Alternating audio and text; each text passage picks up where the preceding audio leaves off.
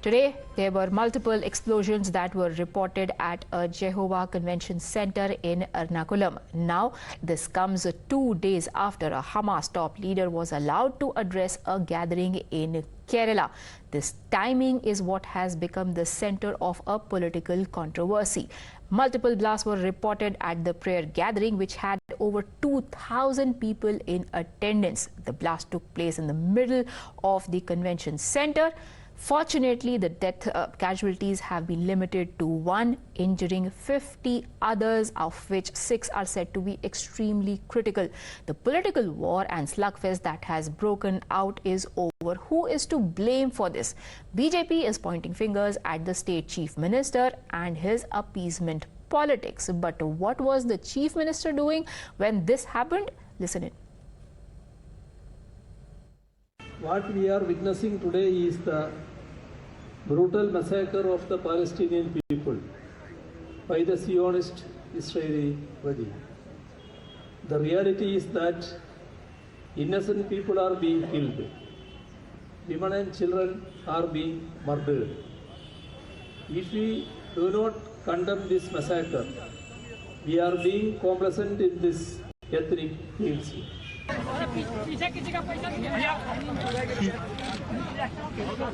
So Vijayan sir.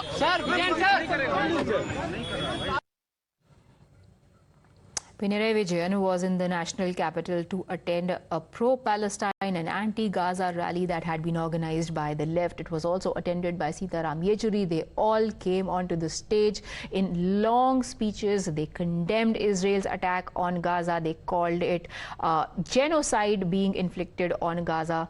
Not a word, however, from the chief minister on what was happening in his own backyard. This is what the BJP has been highlighting to say that it is because just 2 days ago the state government kept silent and allowed a Hamas terror leader to spew venom and to provoke that this happened. The most stinging attack came from Union Minister Rajeev Chandrasekhar, who said this is the price of appeasement politics of Congress and the left that is being paid by innocents.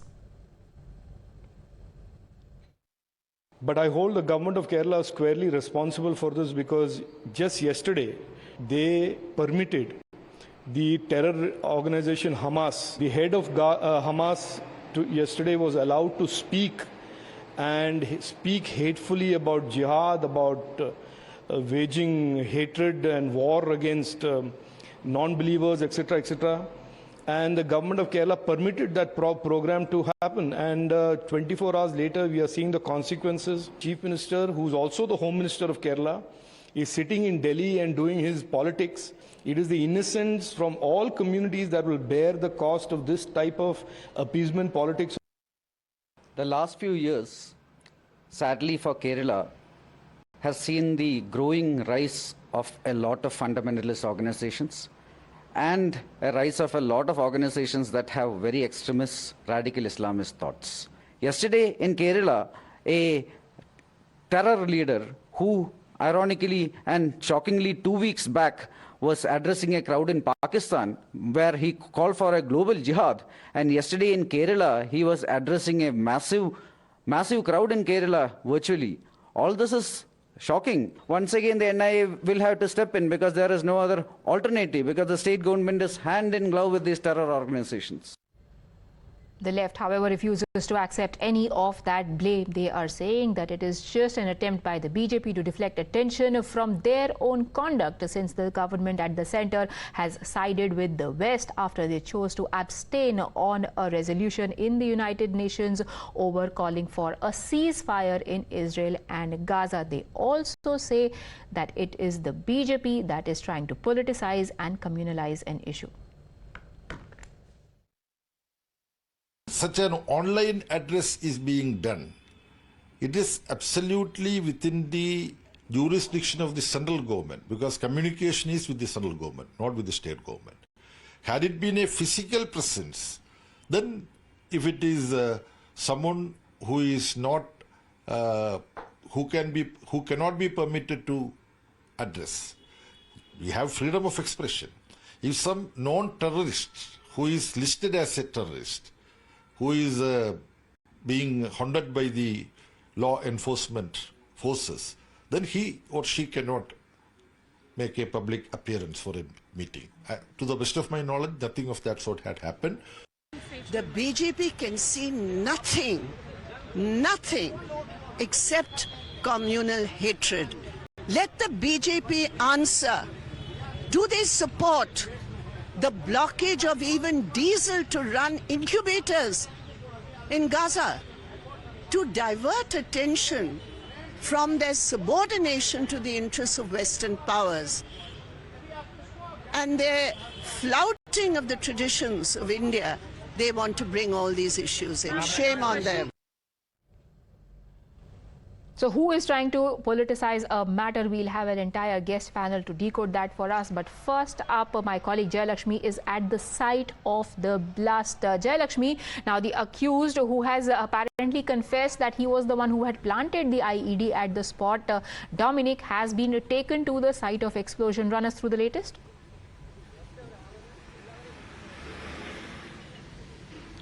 Yes, so right now I'm standing near Kalamasheri police station. Here we have the accused and the police are right now questioning him regarding all the details and that how he had planned the entire operation and how he had made the entire IED. The police has also recovered the video which he had himself recorded in his phone, which completely completely has recorded the step-by-step process of him making an ID and a video of how the blast had happened. And right now he is being questioned here in this police station, and the officials are clearly trying to investigate how and from when was he planning this entire operation, because this is clearly not a one-day program. So according to latest information, we can also say that he had left his house, which is in Thrissur, yesterday, and he had come to the convention to attend the convention center in Ernakulam today morning. And after he reached here, he had kept the IED, which was in a tiffin box. He had kept that in the center of under a chair in the convention center, which was in the center of the entire hall. And then he had come out, and then according to sources, this was a remote controlled IED, and he had access to his the remote in his mobile phone, through which the blast had happened. This is what we are getting to know as of now. There are multiple agencies that are conducting an investigation. If you could just show us around as to what really is happening there. There were reports of batteries being found, shrapnels missing, etc. Yes, I will ask my camera person to show around the police station. Yes, I will ask my camera person to show around the police station and how the accused is kept here in this police station. And we have all the police officials and the agencies here who are trying to investigate what is happening and how was he able to go make this entire plan successful, is what they are currently investigating. Right. Thank you, Jayalakshmi, for joining us. The investigations are on, but there are different conclusions that are being drawn politically already. Joining me on the broadcast is Charu Pragya, BJP spokesperson, Rahul Ishwar, who is an activist, Sebastian Paul, a former MP and a CPIM spokesperson, Lokesh Jindal, political analyst, is with us, Ahmed Ayaz, lawyer and political analyst. Coming to you first, Charu Pragya, we heard right now a reporter saying that the investigation is currently underway. There is also a Facebook video apparently that has come out of the man who confesses that he did it on his own, and it was because of reasons completely detached to the Hamas-Israel protest. Is it too early for the BJP then to link it to the platform that was given to Hamas leader 2 days ago?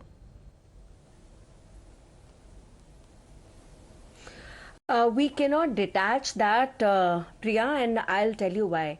In recent times, the way radicalization has been on the rise in Kerala is very worrisome. In fact, our Prime Minister Modi ji had said that the land of tourism has now become a nursery for terrorism, and that is thanks to the support of Kerala government. And they have have blood on their hands.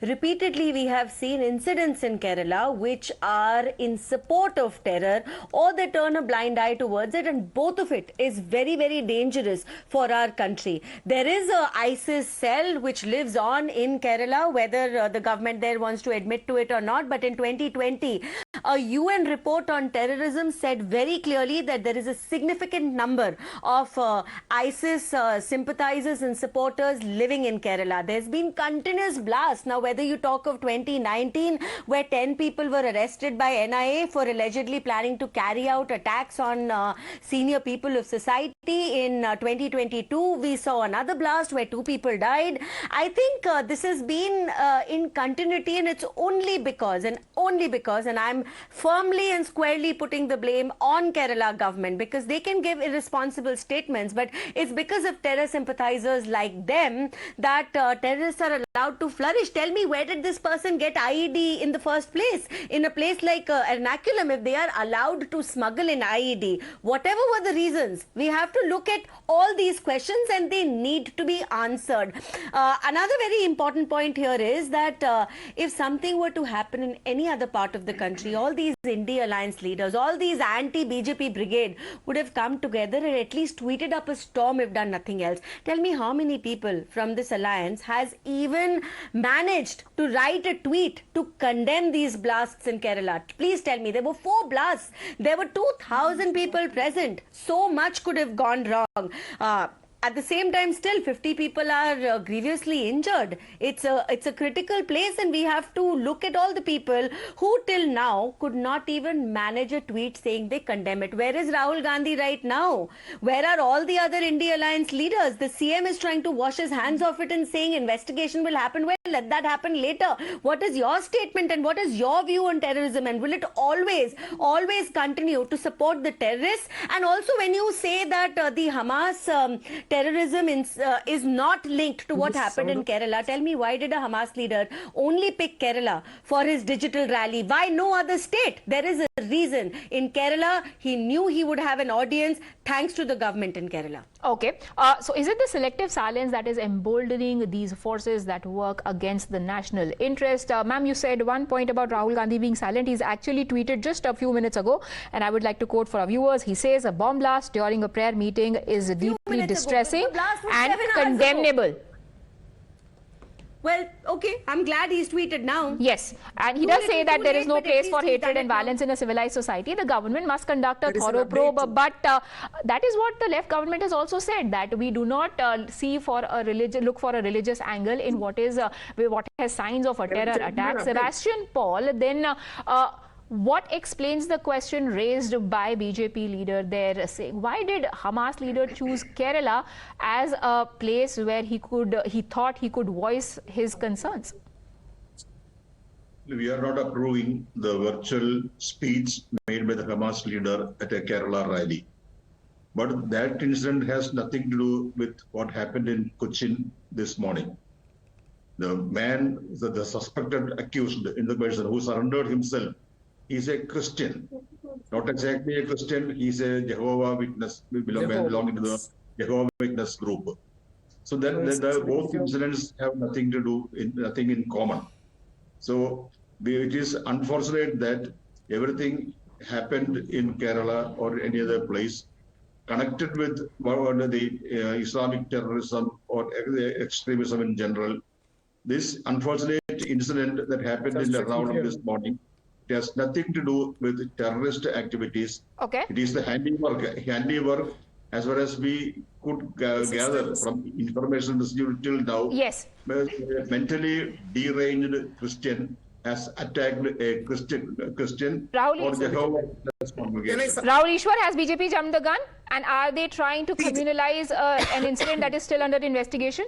No, let's not take it like that. See, I'm a Hindu right-wing activist. I was also under the impression that it is because of the Hamas speech, it is because of the, it is because of the Palestine-Israel issue. The people will naturally draw draw that conclusion because it is an emotional environment. I personally apologize to my Muslim friends and brothers, saying that I also misunderstood the issue. I also had a different take. But after Dominic Martin surrendered, he clearly gave a rationale for why he attacked his own Jehovah Witness. He was of the opinion that they are corrupting mind. It is some kind of an inter-church or an inter-community issue. And he was, being a hardliner in their community. But, people like us or people like many in the national level misunderstood the issue at first. And right now, as more facts emerge, we will modify the position.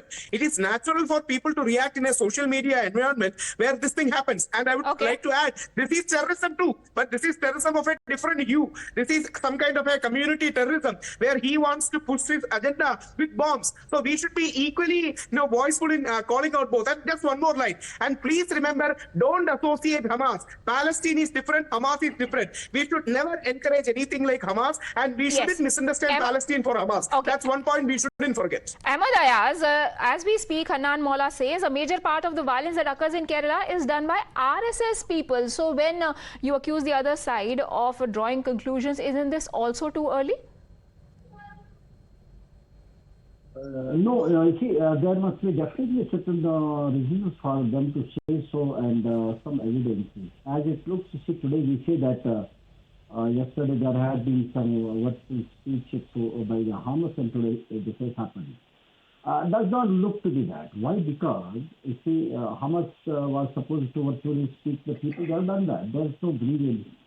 And why should it so happen? Well, there may be people who may try to take advantage of it by blaming the Muslims that they are responsible for it. That is one possibility. Second possibility is, yes, somebody must have played a mischief. But it looks to be certain that it can't be work of the Muslims. Why? Because they don't have any grievance right now. They wanted to listen someone yesterday, Hamas or somebody, it was done. So what is their grievance today all of a sudden? And then that timings also are important. Why has it not happened the day before, 2 days back? Why has it happened just one day after the Hamas virtual meeting?